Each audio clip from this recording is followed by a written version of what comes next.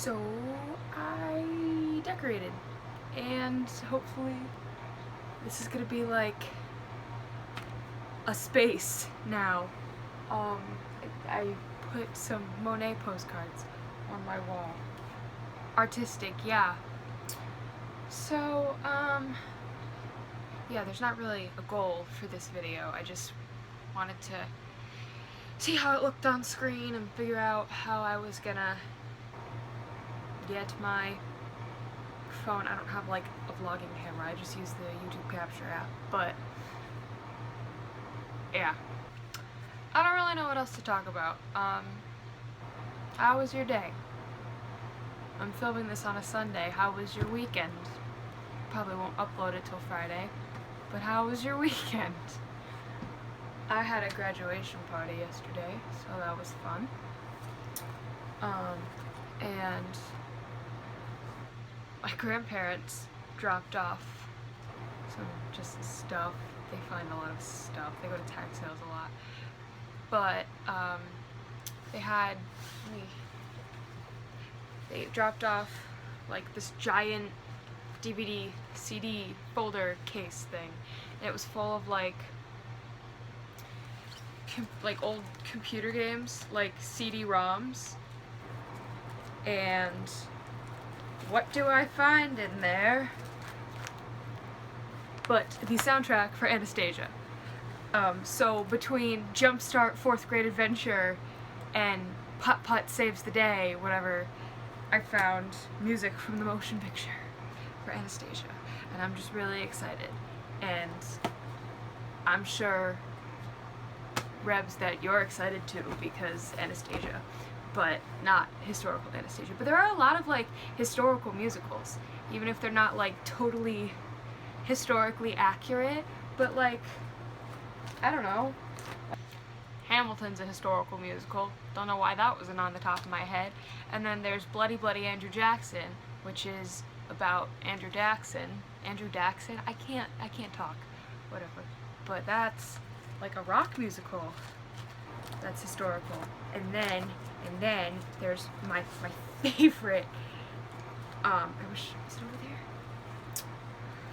Lizzie the musical, which has like 2 discs to it, and it's about Lizzie Borden, and it's also a rock musical. It's like a rock opera, and I get so passionate about this. I love Lizzie Borden.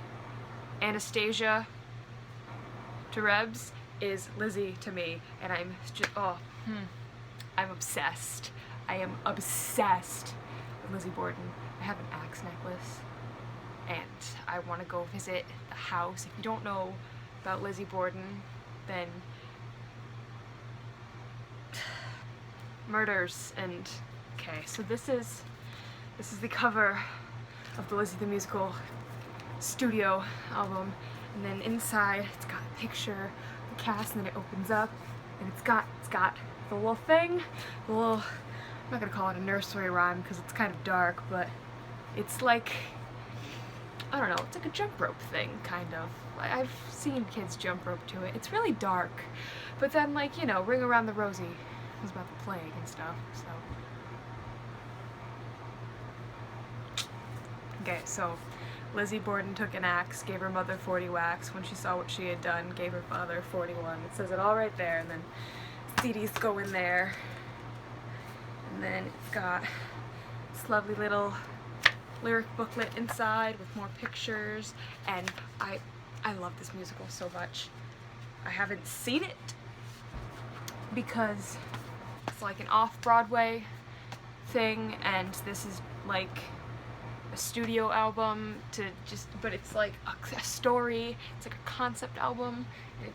It takes 4 like characters, like people from the Lizzie Borden trials.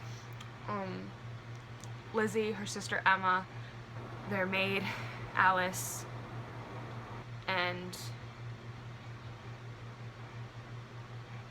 the maid is not Alice, their neighbor is Alice, their maid is Bridget. Oh, I'm ashamed.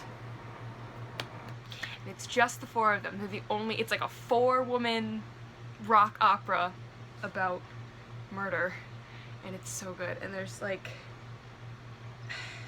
it's just, oh my god.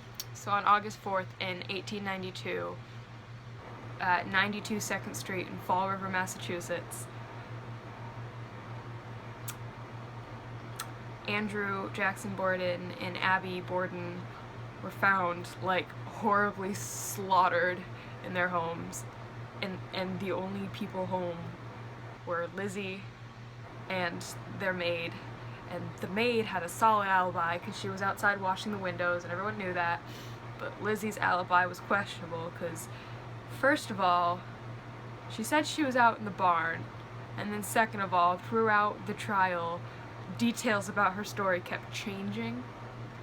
But she was acquitted, so she was the only one actually tried for the murders, and she wasn't just tried for the murder of her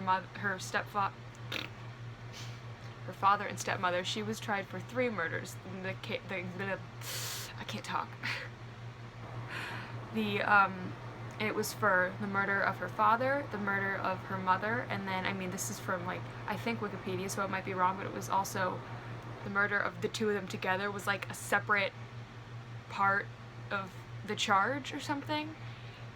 But she was acquitted, so no one else was investigated. Lizzie was the only person that they really went after. There was, like, theories, like a mysterious stranger that was lurking around the property, but nothing ever came of that. And I mean, Bridget was outside washing the windows. That was her alibi. And Lizzie was super sketch, and she was like, oh yeah, Mrs. Borden's out of town because she had a sick friend, but, like, apparently Mrs. Borden didn't have too many friends, and she said that someone came with a note. They couldn't find the note. There was no evidence of a sick friend, and she was found dead upstairs, like, in the act of changing the bed sheets. So clearly, I mean, I don't think she was out. I think that Lizzie Borden did kill her father and stepmother, but that is not, I mean, it's an unsolved case. I think that BuzzFeed in real life series that does unsolved crimes should do that one. But this is just, like, killer musical about it. Ha, killer. It's got, like, some really great Macbeth quotes in it. Like, there's a song in Act 2 called What the Fuck Now, Lizzie? And it's her older sister Emma, who was out of town at the time of the murders.